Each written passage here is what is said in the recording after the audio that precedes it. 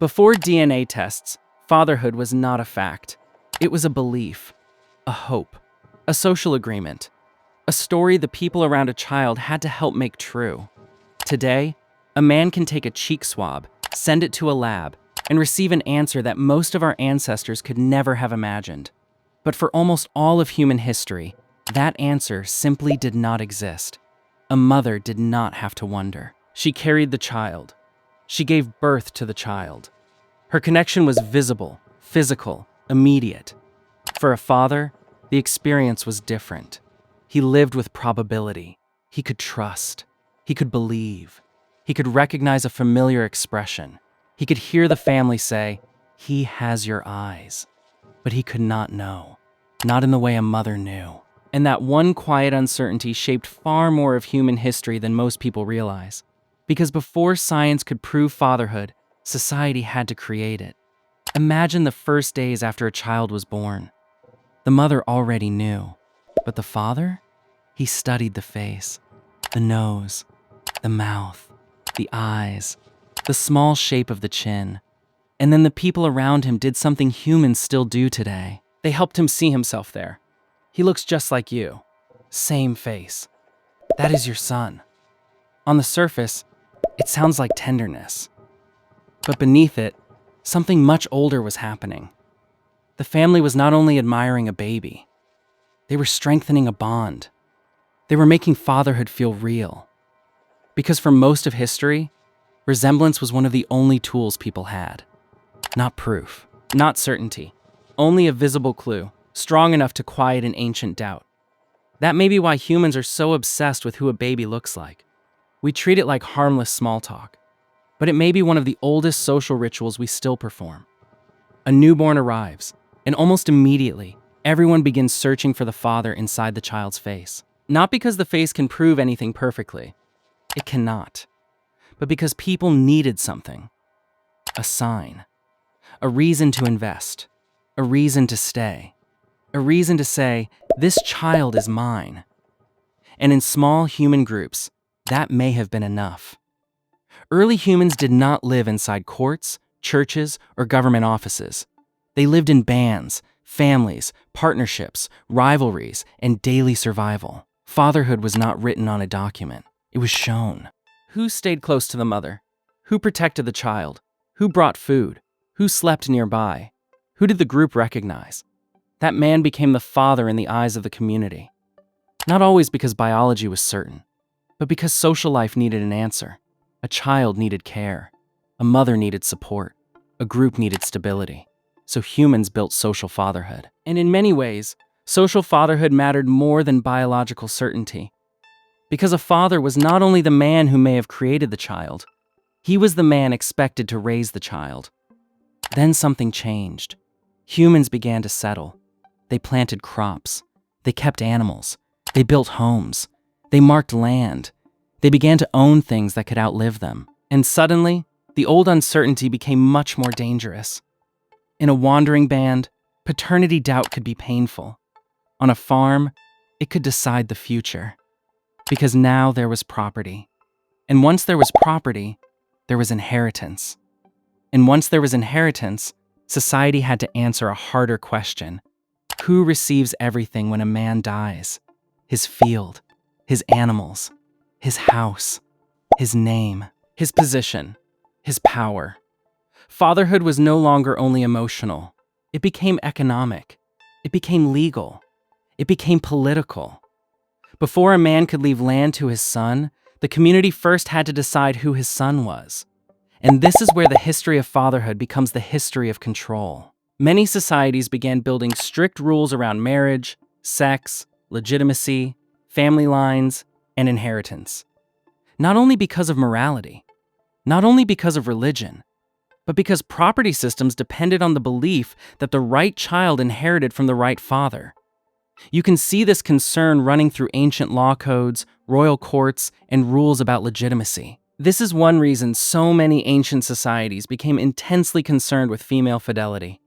Virginity before marriage, faithfulness after marriage, strict marriage laws, punishments for adultery, rules about legitimate and illegitimate children. These systems were often harsh, unequal, and deeply oppressive. But historically, one of their central functions was clear. They tried to manage paternity uncertainty. They tried to turn probability into social certainty. And the greater the inheritance, the greater the anxiety. If the inheritance was a goat, the question mattered. If the inheritance was a kingdom, people could die over it. Royal families understood this better than anyone. A king's son was not just a child. He was the future of a dynasty. The bloodline had to appear pure. The heir had to be accepted. The queen's fidelity had to be beyond suspicion. Because if people doubted the father, they could doubt the throne. And if they doubted the throne, they could start a war. This is the hidden power of bloodlines. A family name was not biological proof. It was a public declaration. This child belongs to this line. This boy carries this father's name. This heir continues this house. Names, clans, lineages, royal titles. All of them were social technologies. Ways of organizing people before biology could verify them. They did not prove fatherhood. They announced it. They made the community behave as if the answer had already been settled. And for thousands of years, that was the closest humans could get. Not every society handled the uncertainty in the same way. In some cultures, fatherhood was not understood as one man's exclusive biological role. A child could be connected to more than one man. Several men could be recognized as contributors, protectors, or co-fathers. To a modern mind, that may sound strange. But socially, it solved a real problem. Instead of forcing one man to carry all the uncertainty, the group spread responsibility. More men could invest. More men could protect. More men could care. The biology may not match modern genetics, but the social logic was not foolish. Because not every belief has to be scientifically exact to answer a human need. That is what sits underneath this whole history. Human societies were not waiting for DNA. They were improvising. A familiar face might help. So could a marriage ceremony, a surname, a law, an inheritance rule. A public ritual where everyone saw the child placed inside a family. Piece by piece, people used these things to answer the one question no one could answer with certainty. Who is the father? Then, very recently, everything changed. DNA testing arrived. For the first time in human history, fatherhood could be tested directly, not guessed from a face, not assumed through marriage, not declared by a surname, not protected by law, not enforced by tradition. Tested. A small biological sample could compare genetic markers between a child and a man and give an answer with overwhelming accuracy. And that changed something ancient. Because DNA testing did not simply create certainty. It revealed how much of human society had been built without it. Marriage had carried uncertainty. Family names had carried uncertainty. Inheritance had carried uncertainty. Royal bloodlines had carried uncertainty.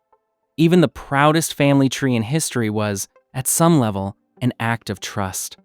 And when certainty finally arrived, it did not make everything simple. It created new questions. What if the test says the father is not the father? What happens to the child? What happens to the marriage? What happens to the man who raised a child for years? What matters more? Biology or love? The answer is not easy. Because fatherhood was never only biology. It was always biology mixed with belief. Blood mixed with responsibility. Nature mixed with society. That is why this question reaches so deep. It is not just about ancient humans. It is about the invisible foundation beneath family itself. For most of history, mothers gave birth to certainty. Fathers lived with probability. And civilization was built in the space between those two realities. Every society had to create its own answer. Some answered with trust. Some answered with control. Some answered with law. Some answered with names and bloodlines. Some answered by sharing responsibility across more than one man. But none of them had the one thing we have now, a biological answer. And maybe that is what makes modern fatherhood so strange. For the first time, we can know the truth. But we still have to decide what the truth means. Because a DNA test can tell you who created a child. It cannot tell you who stayed, who cared, who protected, who sacrificed, who became a father before certainty ever existed. And maybe that is the oldest truth here. Before fatherhood became a test result, it was a promise. And for most of human history, that promise was all anyone had.